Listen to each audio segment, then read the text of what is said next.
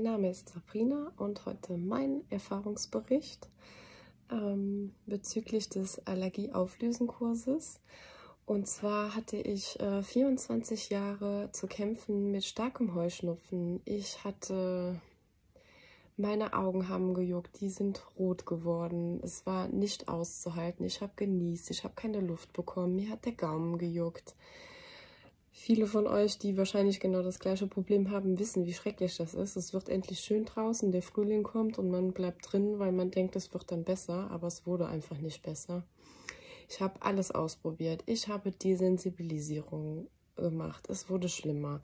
Ich habe mir Cortison spritzen lassen, was dann natürlich ja geholfen hat dann, aber im Grunde genommen ist es ja nicht gut für den Körper auf Dauer gesehen. Dann habe ich ganz starke Tabletten genommen, weil ich konnte nicht schlafen. Cetirizin hat nicht geholfen, außer dass es müde gemacht hat. Und durch einen Zufall im Internet bin ich dann auf die Seite aufmerksam gemacht worden, wo man die Allergien versuchen kann, selber aufzulösen. Und da ich wirklich alles schon versucht hatte und nichts geholfen hat, außer ich war da mal beim Heilpraktiker, Eigenbluttherapie hat ein bisschen Besserung gebracht, aber halt auch nicht so, wie ich es mir erhofft hätte. Und dann habe ich mir gedacht, was hast du zu verlieren? Du machst jetzt einfach den Kurs und arbeitest das durch. Und dabei kam dann raus, dass mein Auslöser der Krampfanfall von meinem Bruder damals war.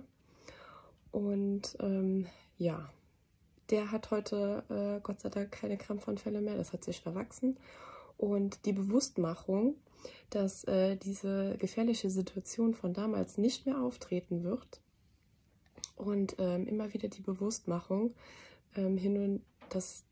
das hat geholfen. Also seitdem habe ich vielleicht ein bisschen noch, wenn es losgeht, dass mir hin und wieder mal die Augen jucken oder ein bisschen niesen, aber nicht mehr in diesem Ausmaße, dass ich nicht mehr vor die Tür gehen kann. Zum Beispiel gehe ich jedes Jahr total gerne zu Rock am Ring und das war für mich immer Hölle pur, weil da ja alles sprießt und gedeiht und ich saß da immer mit so dicken Augen, mir liefen die Tränen, ich habe keine Luft bekommen, ich saß da immer mit offenem Mund und auf der einen Seite habe ich mich total gefreut und auf der anderen Seite dachte ich mir, warum tust du dir das eigentlich an?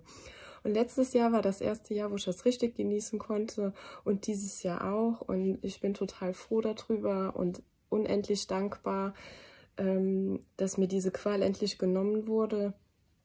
Und ja, das wollte ich euch berichten. Also es ist natürlich sowieso immer sehr schwierig, denke ich, den genauen Auslöser zu finden, weil bei mir, als das damals passiert ist, da war ich 12.